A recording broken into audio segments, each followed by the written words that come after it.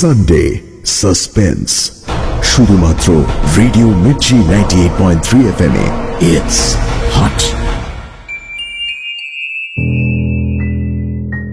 বাংলা সাহিত্যের রোমাঞ্চকর কিছু গল্প দিয়ে সাজানো আমাদের এই বিশেষ নিবেদন সানডে সাসপেন্স। আজ আপনার জন্য সৈয়দ মুস্তাফা সিরাজের লেখা একটি ছোট গল্প, রাতের মানুষ। সৈয়দ মুস্তাফা সিরাজ, জন্ম 14 অক্টোবর 1930। বাংলা সাহিত্যে, বিশেষ করে কিশোর সাহিত্যে গোয়েন্দা কাহিনীর লেখক হিসেবে ইনি জনপ্রিয়। কর্নেল রহস্য কাহিনী লিখতে শুরু করেন বড়দের জন্য, তারপর আনন্দমেলার সম্পাদক কবি নীরেন্দ্রনাথ চক্রবর্তীর অনুরোধে লেখেন কিশোরদের জন্য কর্নেল কাহিনী। এছাড়া শুকতারা, আনন্দমেলা, পক্ষীরাজ, সন্দেশ ইত্যাদি পত্রপত্রিকায় লিখেছেন অনেক ছোটদের গল্প। বহুদিন আনন্দবাজার পত্রিকার সঙ্গে যুক্ত ছিলেন। বেতারের জন্য অনেক নাটকও লিখেছেন এক সময়। অলিক মানুষ উপন্যাসটির জন্য পেয়েছেন সাহিত্য আকাদেমি পুরস্কার। 4 সেপ্টেম্বর 2012 সালে তাঁর মৃত্যু হয়। এই গল্পটি আমরা নিয়েছি পুনশ্চ থেকে প্রকাশিত অন্ধকারে রাত বিরেতে এই বইটি থেকে। প্রধান চরিত্রে পুটে, ছোট মামা আর রিকশাওয়ালা। গল্প পাঠে দীপ, গল্পের সূত্রধার মীর। শুরু হচ্ছে রাতের মানুষ।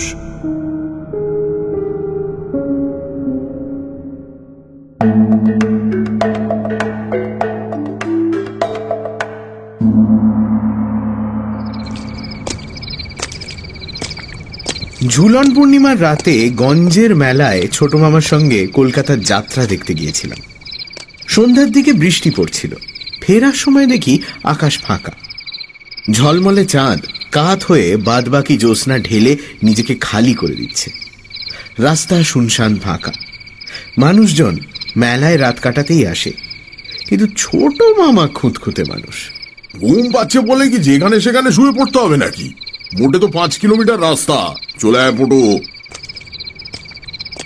ঘুম ঘুম চোখে রাস্তা হাঁটা বেশ কষ্টকর।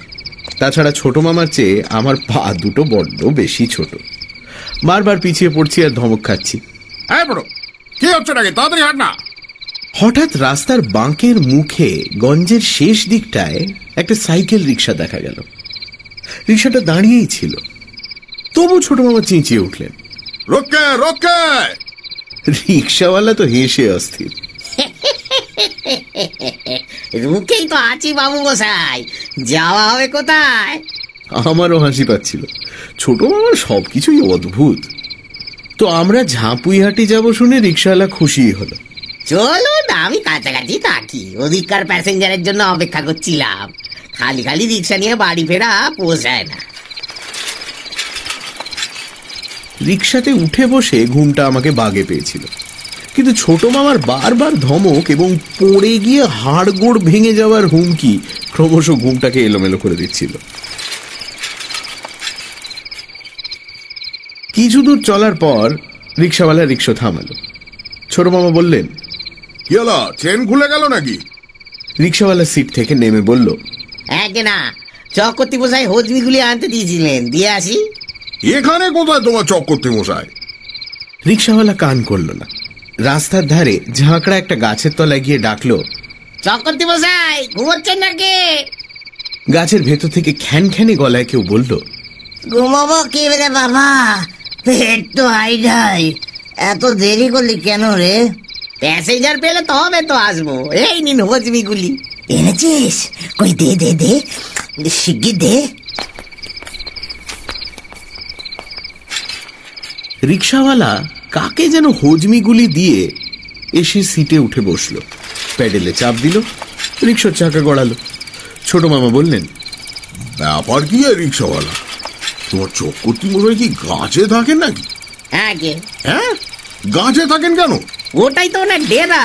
তার মানে নিয়ে মাথা ঘামাবার কি দরকার বাবু মশাই? ঝাঁপুইহাটি যাবেন, পৌঁছে দেবো, ব্যাস। ছোট মামা রেগে গেলেন। অদ্ভুত তো তোমার কথাবার্তা। রাত বিরেতে গাছের উপর। চুপ চুপ, চক্রবর্তী মশাইয়ের কানে গেলে কেলেঙ্কারি। আমার কাছ থেকে ততক্ষণে ঘুমটা কেটেই পড়েছে। বরাবর দেখে আসছি ছোট মামার সঙ্গে কোথাও রাত বিরেতে বেরোলেই গোলমেলে সব ঘটনা। বুঝতে পারি না, রাত এলেই পৃথিবীটা অন্যরকম হয়ে যায়, নাকি ছোট মামার ভুলেই রাতটা গোলমেলে হয়ে যায়। কিন্তু তারপর তো ছোট মামা চলে আয় ফুটে বলে শেষ পর্যন্ত উধাও হয়ে যান। ধাক্কাটা সামলাতে হয় আমাকে। এবার কত দূর গড়াবে কে জানে। বুক টিপ টিপ করতে লাগলো। একটু পরে আবার রিক্সা দাঁড়ালো এবং রিক্সাওয়ালা তড়াক করে নেমে গিয়ে ডাক দিল, ঠাকুরুন দিদি, ও ঠাকুরুন দিদি। একটা শুকনো গাছের ডাল থেকে নেমে সাদা কাপড় পরা কেউ এদিকে এগিয়ে এলো। ভূত এলি, কখন থেকে পড়ছে, চোখে ব্যথা ধরে গেল। দোকটা এনেছিস তো? না আনলে ডাকছি কেন? এই নিন। দে দে দে, আমাকে দে। দোকতা নিয়ে ঠাকুরুন দিদি ন্যাড়া গাছটার দিকে চলে গেল। ছোট মামা গুম হয়ে বসেছিলেন। বললেন, কোনো মানে হয়? রিক্সাওয়ালা আবার চুপচাপ রিক্সা চালাতে শুরু করলো। কিছু দূর গেছি, হঠাৎ কোত্থেকে হেঁড়ে গলায় ডাক এলো, ভূত, আ ভূত, এই ভূত। ছোট মামা চাপা স্বরে বললেন, থেমো না, যেই ডাকুক। একটা কালো বেঁটে লোক ধমক দিল, আই বাটাচ্ছে, কথা কানে যায় না। রিক্সাওয়ালা বলল, রোজ রোজ বাকিতে জিনিস দেবে নাকি? দেবে না মানে? ওর বাপ দেবে। এখনো 63 টাকা 67 পয়সা জমা আছে খাতায়। সে আপনি মামলা করে আদায় করুন গিয়ে। লোকটা রাস্তার মাঝখানে দাঁড়িয়ে গেল। বাজে কথা বলিস নে, আসলে তুই যাসনি দত্তর দোকানে। কি ঝামেলা করছেন বাবু? গাড়িতে প্যাসেঞ্জার আছে, দেখছেন না? লোকটা প্রায় কেঁদে ফেলল। এখন আমি ঘুমোবো কি করে বল দেখিনি? এক গুলি আফিং আমাকে এত রাত্রে কে দেবে? শ্মশান তলায় চলে যান, দারোগা বাবুর কাছে এক গুলি পেতেও পারেন। এ বাবা, মুটাত ভাঙলে লকাপে ঢোকাবে। তাহলে বরং পাঁচুর কাছে যান। সে বেটা তো চোর। চোর বলেই তো বলছি, দারোগা বাবুর কৌটো থেকে 2-1 গুলি সেই হাতাতে পারবে।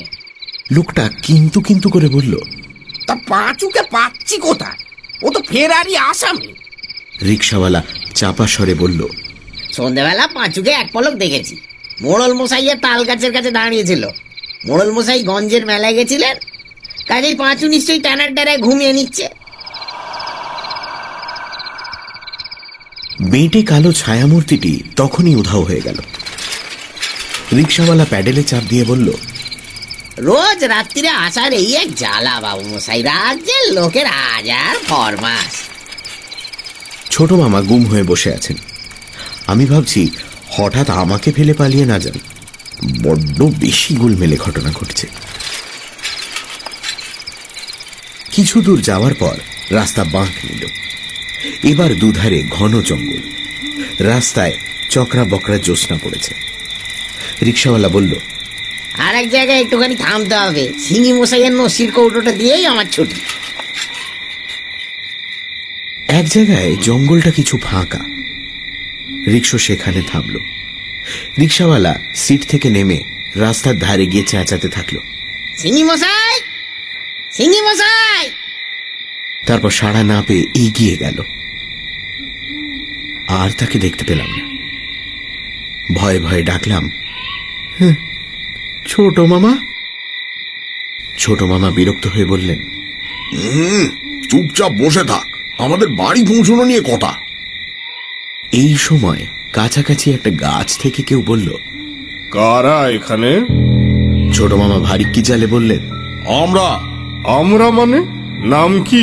বাড়ি কোথায়? ছোট মামা রেগেই ছিলেন। বললেন, তা জেনে তোমার কাজ কি? তুমি কে? গাছে কি করছো? হ্যাঁ, বলে কি গাছে কি করছি? নেকা। খবরদার, বাজে কথা বলবে না বলে দিচ্ছি। এটা বাজে কথা হলো? জানো না গাছে কি করছি? ছোট মামা খাপ্পা হয়ে বললেন, না, জানি না। আমরা মানুষ, আমরা তোমাদের মতো রাত বিরেতে গাছে কাটাই না। প্রথম প্রথম এই ভুলটা হয়। কি ভুল হয়? মানুষ মানুষ ভুল। কি অদ্ভুত। অদ্ভুত তো বটে, অতটুকু বাদ যেতে কয়েকটা দিন দেরিয়েই যা। তা তোমরা কি ডেরা খুঁজে বেড়াচ্ছ? বোকার কাকে বলে? ভূত রিক্সাতে চেপে। ভূতটা 1 নম্বরের দড়িবাজ, সাবধান করে দিচ্ছি কিন্তু। ছোট মামা রিক্সা থেকে নেমে ঘুষি পাকিয়ে দাঁড়ালেন। আরে কে হে তুমি? গাছ থেকে নেমে এসো তো দেখি। আমিও নামতে দেরি করলাম না। ছোট মামার মারামারি করার অভ্যেস আছে, কিন্তু রাত বিরেতে গাছের লোকটার সঙ্গে এঁটে উঠতে পারবেন কিনা আমার সন্দেহ। রিক্সাওয়ালাও আসছে না। মারামারি বাঁধলে থামাবে কে, এটাই আমার ভাবনা। ছোট মামা ঘুষি বাগিয়ে এবার হুঙ্কার দিলেন, কাম অন কাম অন। গাছের লোকটা একটা বিদঘুটে হাসল। ইংরেজির কি ছিরি, কামন কি হে ছোকরা, গেট ডাউন। কিন্তু গেট ডাউন করি কি করে, একটা ঠ্যাংই যে নেই। থাকলে পরে এতক্ষণে নেমে কানটি ধরে stand up on the bench করিয়ে দিতাম। পাশের একটা গাছ থেকে কেউ বলল, কি পণ্ডিত মশাই, চাপ তো জোটাতে পারলেন নাকি কোনো? না, গাধা পিটিয়ে ঘোড়া করা যায়। ছোট মামা আর সহ্য করতে পারলেন না। রাস্তার ধারে পাথরকুচির স্তূপ থেকে পাথর কুড়িয়ে ছুঁড়তে শুরু করলেন। আমাকেও বললেন, হাত লাগা পুটু। আমাকে গাধা বলছে, আমাকে ইংরেজি শেখাচ্ছে পাঠশালার পণ্ডিত। ওদিকে পণ্ডিত মশাইয়ের চেঁচামেচিতে চারিদিকে সাড়া পড়ে গেছে।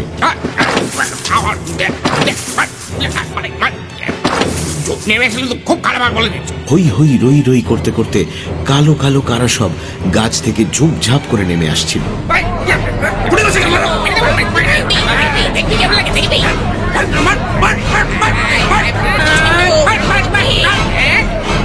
আমি ভয়ে প্রায় কেঁদে ফেললাম। ছোট মামা, ছোট মামা।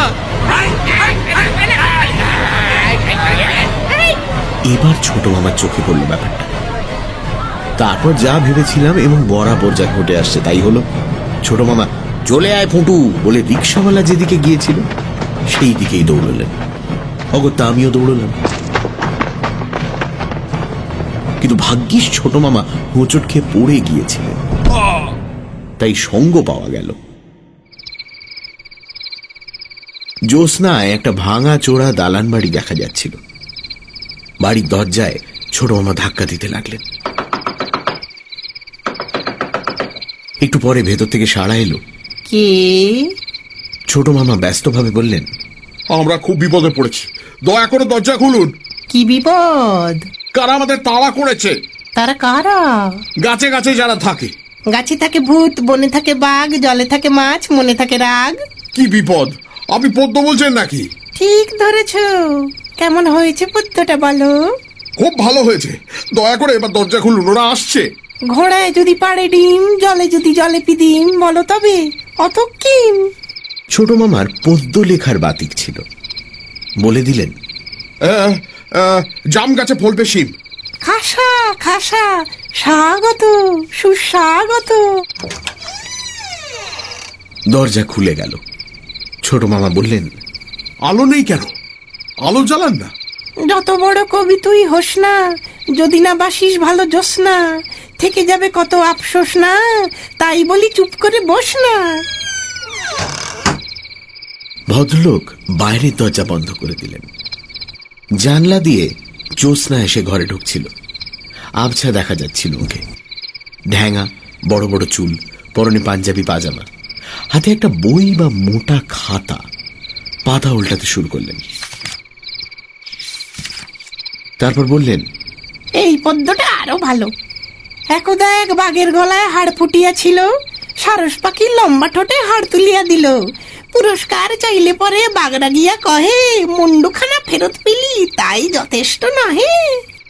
পাশের ঘর থেকে কেউ বিটকেল গলায় ডাকলো, ঘটনা, এই ঘটনা, বলি কাকে পদ্ম শোনাচ্ছিস রে? মানুষকে। কয়জন মানুষ? 1.5 জন। ধ্যাত তেরিকে, পোষাবে না।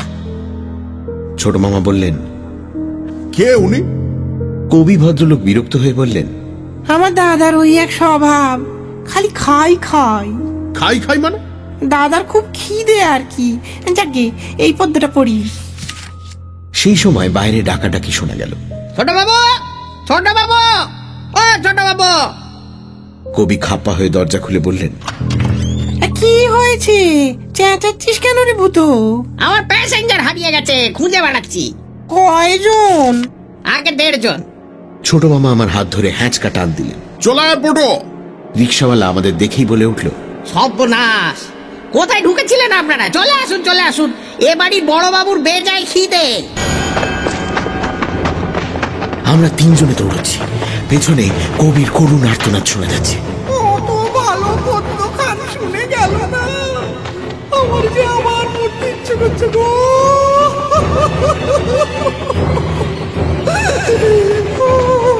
ছোট মামা রাস্তার কাছে গিয়ে হাঁপাতে হাঁপাতে বললেন, ওই রিক্সাওয়ালা, ওরা সব নেই তো? না না, সব ঘুমিয়ে পড়েছে, ভোঁস ভোঁস করে ঘুমোচ্ছে, শুনতে পাচ্ছেন না?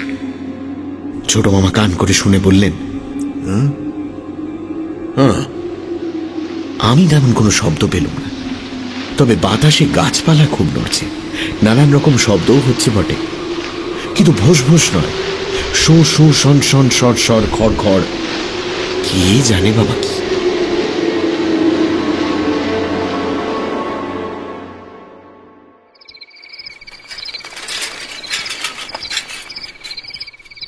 এবার আর কোনো গন্ডগোল হলো না। আমাদের গায়ের মোড়ে পৌঁছে দিয়ে রিক্সাওয়ালা ভাড়া মিটিয়ে নিল। ছোট মামা জিজ্ঞেস করলেন, তা তুমি কোন গাছে থাকো? রিক্সাওয়ালা বেজায় হেসে বলল, আমি কেন গাছে থাকতে যাবো বাবু মশাই? আমার কি ঘর তো নেই? নামটাই না হয় ভূত, রাত বিরেতে রিক্সা চালাই বলেই তেনাদের সঙ্গে চেনা জানা হয়। ছোট মামা সন্দিগ্ধ স্বরে বললেন, বলো কি, তুমি মানুষ? আগে 16 আনা মানুষ। বলে সে শেষ রাতের জ্যোৎস্নায় রিক্সা চালিয়ে কালো হতে হতে দূরে মিলিয়ে গেল।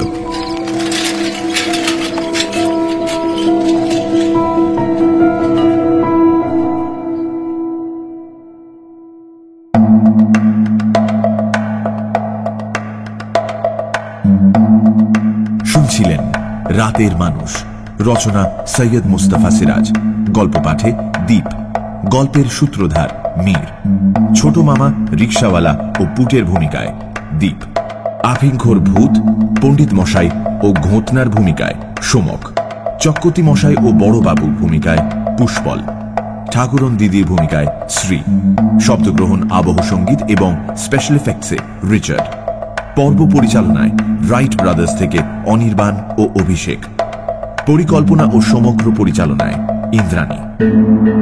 রেডিও মির্চি 98.3 FM এর তরফ থেকে আন্তরিক ধন্যবাদ লেখকের পরিবারকে আমাদের পাশে থাকার জন্য। আগামী সপ্তাহে ঠিক এই সময় আরো একটি রোমাঞ্চকর গল্প নিয়ে হাজির হবে সানডে সাসপেন্স।